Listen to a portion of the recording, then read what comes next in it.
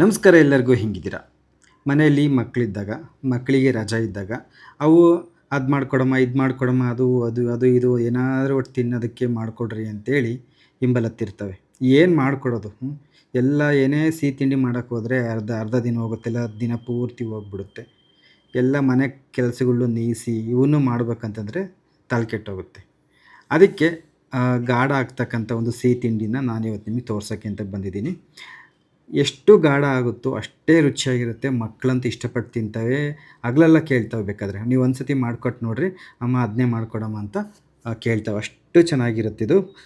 ದೊಡ್ಡ ಸಣ್ಣವರೇ ಯಾಕೆ ದೊಡ್ಡವ್ರಿಗೂ ಇಷ್ಟ ಆಗುತ್ತೆ. ಅಷ್ಟು ಚೆನ್ನಾಗಿರುತ್ತೆ. ಏನು ಅಮ್ಮಮ್ಮ ಅಂದರೆ ಅರ್ಧ ಗಂಟೆ ಒಳಗಡೆ ಎಲ್ಲ ಆಗೋಗಿ ಎಲ್ಲ ತೊಳೆದು ಬೆಳಗಿ ದಬಾಕಿ ಸುಮ್ಮನೆ ಸೋಫಾ ಮೇಲೆ ಕೂತ್ಕೋಬೋದು ಜಕ್ಕಂತ. ಅಷ್ಟು ಗಾಢ ಆಗುತ್ತೆ, ಅಷ್ಟು ರುಚಿಯಾಗಿರುತ್ತೆ. ಹಾಗಾದರೆ ಬರ್ರಿ ಇದನ್ನು ಹೆಂಗೆ ಮಾಡೋದು ಅಂತೇಳಿ ನೋಡೋಣ. ಇವಾಗ ಇದ್ರ ಅಳತೆನ ಒಂದು ಸಣ್ಣ ಲೋಟದಲ್ಲಿ ತೋರಿಸ್ತೀನಿ. ಸಣ್ಣ ಲೋಟದಲ್ಲಿ ಸಾಕು. ನಿಮ್ಗೆ ಏನಾದರೂ ಚೆನ್ನಾಗಿ ಅನ್ನಿಸ್ತಪ್ಪ ಅಂತಂದರೆ ನೀವು ಬೇಕಾದ್ರೆ ಜಾಸ್ತಿ ಅಳತೆಯಲ್ಲಿ ಕೂಡ ಮಾಡ್ಕೋಬೋದು. ಸದ್ಯಕ್ಕೆ ಈ ಥರದ್ದು ಯಾವ್ದಾದ್ರು ಒಂದು ಸಣ್ಣ ಲೋಟ ತಗೊಳ್ರಿ. ಇದ್ರ ಅಳತೆಯಲ್ಲಿ ತೋರಿಸ್ತಾ ಇದ್ದೀನಿ. ಸಾಕಿದೆ ಆವಾಗ ಮಾಡ್ಕೊಂಡು ಅವಾಗೆ ತಿನ್ನೋದಲ್ಲ, ಸುಮ್ಮನೆ ಯಾಕೆ ಜಾಸ್ತಿ ಮಾಡ್ಕೊಂಡು ಇದು ಮಾಡೋದು ಅಂತ.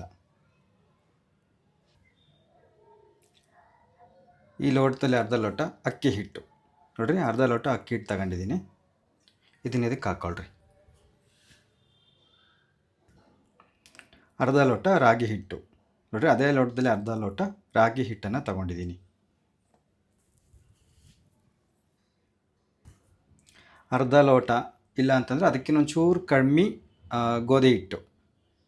ಅರ್ಧ ಲೋಟನೂ ತೊಗೋಬೋದು, ಇಲ್ಲ ಅದಕ್ಕಿನ್ನೊಂಚೂರು ಕಮ್ಮಿನೂ ತೊಗೋಬೋದು, ಏನು ತೊಂದರೆ ಇಲ್ಲ.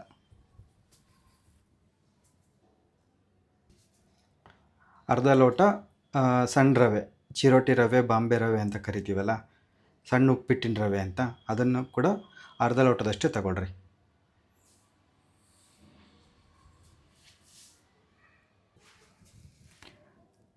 ನೋಡಿರಿ, ನಾನು 1 ಲೋಟದಷ್ಟು ಬೆಲ್ಲದ ಪುಡಿಯನ್ನು ತೊಗೊಂಡಿದ್ದೀನಿ. ಬೆಲ್ಲ ಬಂದುಬಿಟ್ಟು ಹೆಚ್ಚು ಕಡಿಮೆ ನಡೆಯುತ್ತೆ.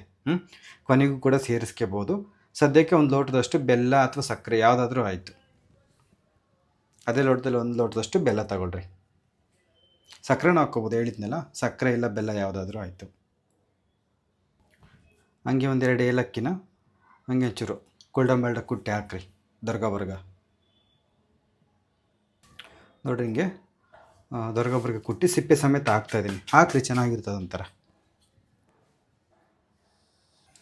ಹಂಗೆ ಚೂರೇ ಚೂರು ಉಪ್ಪು, ಜಾಸ್ತಿ ಬೇಡ, ಚೂರು ಹಸಿ ಹೊಡಿಬೇಕಲ್ಲ ಅದಕ್ಕೆ ಒಂದಿಷ್ಟು ಹಾಕ್ರಿ ಸಾಕು.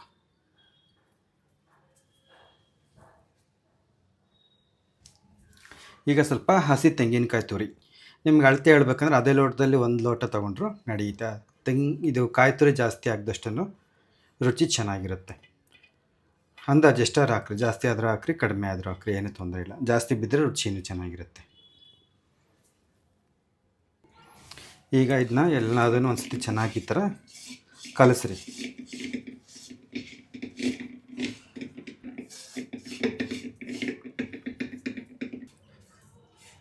ಚೆನ್ನಾಗಿ ಕಲಸಿದಾದ್ಮೇಲೆ ಸ್ವಲ್ಪ ನೀರು ಹಾಕ್ಕೊಂಡು ಮತ್ತೆ ಇದನ್ನು ಇನ್ನೊಂದ್ಸತಿ ಚೆನ್ನಾಗಿ ಕಲಿಸ್ಕೊಳ್ರಿ. ಗಂಟೆ ಏನೂ ಆಗೋದಿಲ್ಲ, ಏನೇ ಅದ್ರ ಕೇಳಕ್ಕೆ ಹೋಗ್ಬಿಡ್ರಿ. ಗಂಟು ಏನಾಗೋದಿಲ್ಲ. ಮಾಮೂಲಿ ನೀರು ನಿಮಗೆ ತೋರಿಸ್ತೀನಿ, ಒಂಚೂರು ಹೆಚ್ಚು ಕಡಿಮೆ ಹಿಡಿಬೋದು. ಹೆಂಗಿರಬೇಕಿದು ಇದು ಹಿಟ್ಟು ಅಂತೇಳಿ ನಿಮಗೆ ತೋರಿಸ್ತೀನಿ. ಸ್ವಲ್ಪ ಬೆಲ್ಲದಲ್ಲೂ ನೀರಿನಂಶ ಇದ್ದೇ ಇರುತ್ತೆ, ಹಂಗಾಗಿ ಅದು ಪೂರ್ತಿ ಕರಗಬೇಕು ಬೆಲ್ಲ ಎಲ್ಲ. ಅದೂ ಕರಗಿದ ಮೇಲೆ ನೀರು ಬಿಟ್ಕೊಳುತ್ತೆ, ಆಯಿತಾ. ಹಾಗಾಗಿ ಒಂದಿಷ್ಟು ತೆಳ್ಳಗೆ ಕಲಸಿ ಒಂದು 10 ನಿಮಿಷ ಹಂಗೆ ಬಿಡಬೇಕು. ಬೆಲ್ಲ ಪೂರ್ತಿ ಕರಗಿರುತ್ತೆ, ಒಂಚೂರು ರವೆನೂ ನೆಂದ್ಕೊಂಡಿರುತ್ತೆ, ಹಿಟ್ಟೆಲ್ಲನೂ ಚೆನ್ನಾಗಿ ನೆಂದ್ಕೊಂಡಿರುತ್ತಂತೆ. ಸದ್ಯಕ್ಕೆ ಒಂದಿಷ್ಟು ತೆಳ್ಳಗಿರಲಿ ಇಷ್ಟ ನೋಡಿರಿ, ಈ ಥರ ಆಯಿತಾ. ಸಾಕು. ಸ್ವಲ್ಪ ನೀರು ಹಾಕ್ಬಿಟ್ಟು ಹಿಂಗೆ ಒಂದು 10-20 ನಿಮಿಷ ಹಿಂಗೆ ಬಿಡ್ರಿ.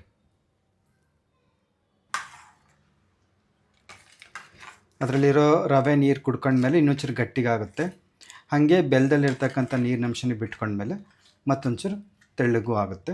ಸದ್ಯಕ್ಕೆ ಎಷ್ಟಿರಲಿ, ಒಂದು 10 ನಿಮಿಷ ಬಿಡೋಣ.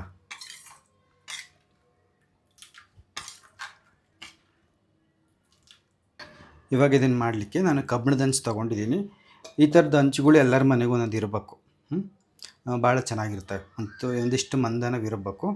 ಇದರಲ್ಲೇ ಮಾಡ್ತಿರೋದು ನೋಡಿರಿ. ಕಬ್ಬಿಣದ ಹಂಚುಗಳನ್ನ ನಾವು ಹೆಂಗೆ ಇದನ್ನ ಇದು ಮಾಡ್ಬೇಕಪ್ಪ ಅಂತಂದರೆ, ಜಾಸ್ತಿ ಈ ಗುಂಜು ಬರ್ತಾವಲ್ಲ ಎಂಥ ಇವಪ್ಪ ಒಂಥರ ಮುಳ್ಳಿದ್ದಂಗೆ ಇರ್ತಾವಲ್ಲ, ಅಂಥದ್ರಾಗ ಜಾಸ್ತಿ ಉಜ್ಜಬಾರ್ದು. ಮೆಟಲ್ದು ಸ್ಕ್ರಬ್ ಬರುತ್ತಲ್ಲ ಅದ್ರಲ್ಲಿ ಜಾಸ್ತಿ ಉಜ್ಜಬಾರ್ದು. ತೆಂಗಿನ ನಾರು ಗುಂಜು ಇರುತ್ತಲ್ಲ ಅದರಲ್ಲೇ ತೊಳಿಬೇಕು ಇವನ್ನ. ಇದು ನೀವು ಹೋಗಿ ತೊಳ್ಕೊಬರ್ತೀನಿ ನಾನು ಇವಾಗ. ನೋಡಿರಿ, ಈ ಕಾಯಿ ತೊಗೊಬರ್ತೇಳಿ ತೆಂಗಿನಕಾಯಿ, ಅದರಲ್ಲಿ ಒಂಚೂರು ಇಂಥ ಗುಂಜು ತೆಗೆದು ಇಟ್ಕೊಂಡ್ರೆ ಇಂಥ ಹಂಚ್ಬಿಟ್ಟು ತೊಳಿಯೋಕ್ಕೆ ಅಂತೇಳಿ. ಇವಾಗ ತೊಳೆದಿದ್ದಾದಮೇಲೆ ಇವಾಗ ಒಲೆ ಹಚ್ಚಿ ಹಂಚಿಡ್ರಿ.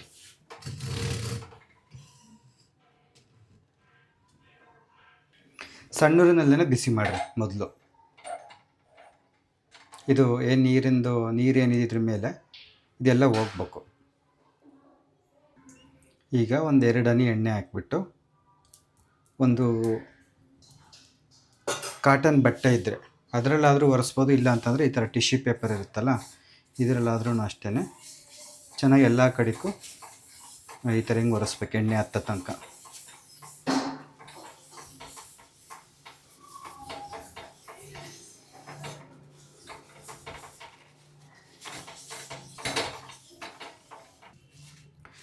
ಇನ್ನೊಂದು ಟಿಶ್ಯೂ ಪೇಪರಲ್ಲಿ ಇಲ್ಲ ಅದೇ ಹತ್ತಿ ಬಟ್ಟೆಯಲ್ಲಿ ಹಿಂಗೆ ಚೆನ್ನಾಗಿ ಒರೆಸ್ರಿ ಈ ಥರ.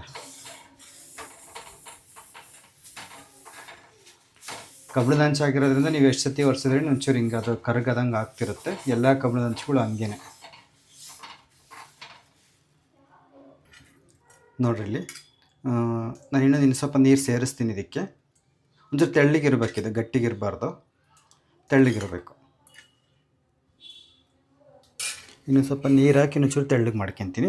ನಿಮ್ಗೆ ಇಲ್ಲಿ ಏನಾದರೂ ಬೆಲ್ಲ ಸ್ವಲ್ಪ ಸಪ್ಪೆ ಅನ್ನಿಸ್ತೈತೆ ಅಂದರೆ ನೀವು ಇನ್ನೊಂಚೂರು ಬೆಲ್ಲ ಸೇರಿಸ್ಕೋಬೋದು ಇದಕ್ಕೆ. ನೀರು ಚೆನ್ನಾಗಿ ಸೇರಿಸ್ಕೊಂಡ್ಬಿಟ್ಟು ಚೆನ್ನಾಗಿದ್ದನ್ನ ಕಲಸ್ರಿ. ನೋಡಿರಿ, ಈ ಅವಣಿಗಿರಬೇಕು.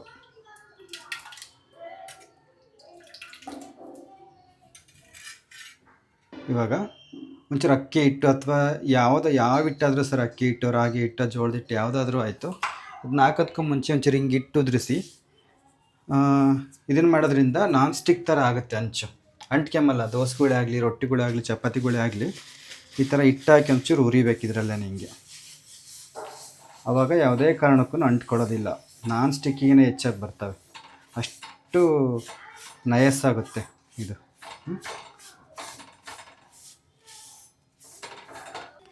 ಹಿಂಗೆ ಮಾಡ್ಕೊಂಡು ತೆಗೀರಿ. ನೀವೇನಾದ್ರು ಕಬ್ಬಿಣದ ಹಂಚ್ಕೊಳಗೆ ರೊಟ್ಟಿ ಸುಡ್ತಿದ್ದೀರಾ ಇಲ್ಲ ದೋಸೆ ಹಾಕ್ತಿದ್ದೀರಾ ಅಂದಾಗ ಹಿಂಗೆ ಮಾಡ್ಕೊಳ್ರಿ. ಈ ಟಿಪ್ಸು ಫಾಲೋ ಮಾಡಿದರೆ ಚೆನ್ನಾಗಿರುತ್ತೆ. ಇವಾಗ ನೋಡಿರಿ, ನಾನು ಇದನ್ನು ಹಾಕ್ತೀನಂತೆ, ಸೇಮ್ ದೋಸೆ ಹಾಕಿದಂಗೆ.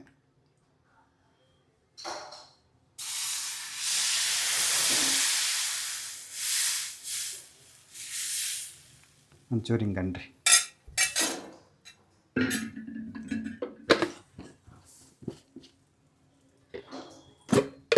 ಇವಾಗ ಬೇಯಿಸೋದಕ್ಕೆ ತುಪ್ಪ ಹಾಕ್ಬೇಕು. ಸುತ್ತಲೂ ಒಂಚೂರು ತುಪ್ಪ ಹಾಕ್ರಿ. ಹಿಂಗೆ ಸಣ್ಣೂರಿನಲ್ಲೇ ಬೇಯಿಸ್ಬೇಕಿದ್ನ, ಯಾಕಂದರೆ ಒಂಚೂರು ಅದು ಮಂದವಾಗಿರುತ್ತಲ್ಲ, ಚೆನ್ನಾಗಿ ಬೇಯಬೇಕದು. ನಾನು ಒಂದು ಮುಚ್ಚಳ ಮುಚ್ತಾ ಇದ್ದೀನಿ. ಹಿಂಗೆ ಒಂದು ಮುಚ್ಚಳ ಮುಚ್ಚಿ ಚೆನ್ನಾಗಿ ಬೇಯಿಸ್ಬೇಕದು. ಅಲ್ಲೇನು ಹಸಿದೈತೆ ಅದು ಪೂರ್ತಿ ಹೋಗ್ಬೇಕದು. ನೋಡಿ, ಪೂರ್ತಿ ಅರ್ಗಿಂದ ಚೆನ್ನಾಗಿ ಬೇಯ್ಕೊಂಬರುತ್ತೆ. ಅದು ಪೂರ್ತಿ ಹಸಿ ಇರೋದೆಲ್ಲ ಬೇಯಬೇಕು. ಆಮೇಲೆ ತಿರುವಿ ಹಾಕಿ ಬೇಯಿಸ್ಬೇಕು. ಸಣ್ಣ ಊರಿನ ಸಣ್ಣಕ್ಕೆ ಇಟ್ಟಿರಿ. ನೋಡಿರಿ, ಅದು ಪೂರ್ತಿ ಹಸಿದೆಲ್ಲ ಬೆಂದಿದ್ದಾದಮೇಲೆ ಒಂದು ಸುಚ್ಕ ತಗೊಂಡು ಈ ಥರ ನಿಧಾನಕ್ಕೆ ಎಬ್ರಿ. ಹಿಂಗೆ ಮೊದಲೇ ಅದೊಂದು ಚೂರು ಅಂಟ್ಕೊಂಡೈತೆ ಅಂತ ಅನ್ಸುತ್ತೆ ಅಷ್ಟೇ, ಆದರೆ ಅಂಟ್ಕೊಳಲ್ಲ ಅದು. ನಿಧಾನಕ್ಕೆ ಒಂಚೂರು ಹಿಂಗೆ ಮಾಡಿ ನೋಡಿರಿ, ಈ ಥರ ತಿರುವಿ ಹಾಕ್ಬೇಕು. ಇದು ಸ್ವಲ್ಪ ಸೀದೈತೆ ಅನ್ಸುತ್ತಲ್ಲ, ಇದೇ ರುಚಿ. ಚೆನ್ನಾಗಿ ರೋಸ್ಟ್ ಹಂಗೆ ಬೇಯಬೇಕದು, ಅವಾಗ ಚೆನ್ನಾಗಿರುತ್ತೆ. ಇವಾಗ ಇದನ್ನು ಮುಚ್ಚಿಬಿಟ್ಟು ಮತ್ತೆ ಅದು ಕೆಳಭಾಗನೂ ಚೆನ್ನಾಗಿ ಬೇಯೋ ಥರ ಬೇಯಿಸ್ಬೇಕು. ನೋಡಿ, ಕೆಳಭಾಗನೂ ಚೆನ್ನಾಗಿ ಬೆಂದಿದ್ದಾದಮೇಲೆ ತೆಗಿಯೋದಷ್ಟೆ. ಈ ಥರ ನೋಡಿರಿ ಇಷ್ಟು ಎರಡು ಕಡೆನೂ ಚೆನ್ನಾಗಿ ಬೇಯಿಸಬೇಕು. ಈ ಥರ ತುಂಬ ಅಂತಂದರೆ ತುಂಬ ರುಚಿಯಾಗಿರ್ತವೆ. ಎಷ್ಟು ಚೆನ್ನಾಗಿರ್ತವೆ ಅಂದರೆ ಮಕ್ಕಳುಗಳು ಅದೇ ಗತ್ತಲೆ ಆಸೆಪಟ್ಟು ತಿಂತವೆ. ಇನ್ನು ಸತಿ ಮಾಡಿಕೊಡಮ್ಮ ಮಾಡಿಕೊಡಮ್ಮ ಅಂತ ಕೇಳ್ತಿರ್ತವೆ. ಹಿಂಗೆ ಚೆನ್ನಾಗಿ ಬೇಯಿಸ್ಬೇಕಷ್ಟೇ ನಿಂಗೆ ಎರಡು ಕಡೆನೂ.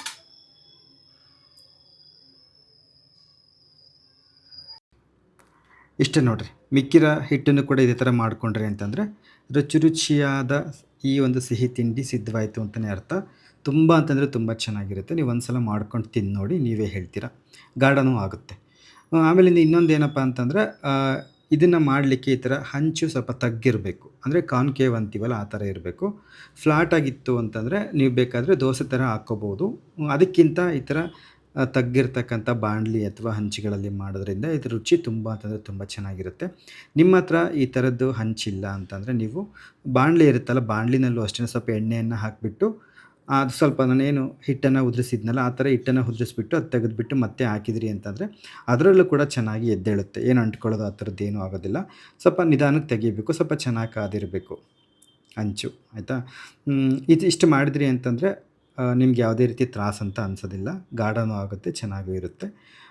ಅಷ್ಟೇ, ಇನ್ನೇನೂ ಇಲ್ಲ. ನಿಮಗೇನಾದರೂ ಈ ಒಂದು ಪಾಕ ವಿಧಾನ ಇಷ್ಟ ಆಗಿತ್ತು ಅಂತಂದರೆ ಇದನ್ನು ಮಾಡಿಬಿಟ್ಟು ಹೇಗೆ ಬಂತು ಅಂತ ನನಗೆ ತಿಳಿಸಿ. ಯಾವುದೇ ರೀತಿ ಕಷ್ಟ ಏನೂ ಆಗೋದಿಲ್ಲ. ಇದನ್ನು ಬೇಕಾದ್ರೆ ಒಂದು 10 ನಿಮಿಷ 20 ನಿಮಿಷ ನೆನೆಸಿದ್ರೆ ಸಾಕು. ಇನ್ನು ಭಾಳ ಹೊತ್ತು ತನಕ ನೆನೆಸ್ಬೇಕು ಅಂತ ಏನೂ ಇಲ್ಲ.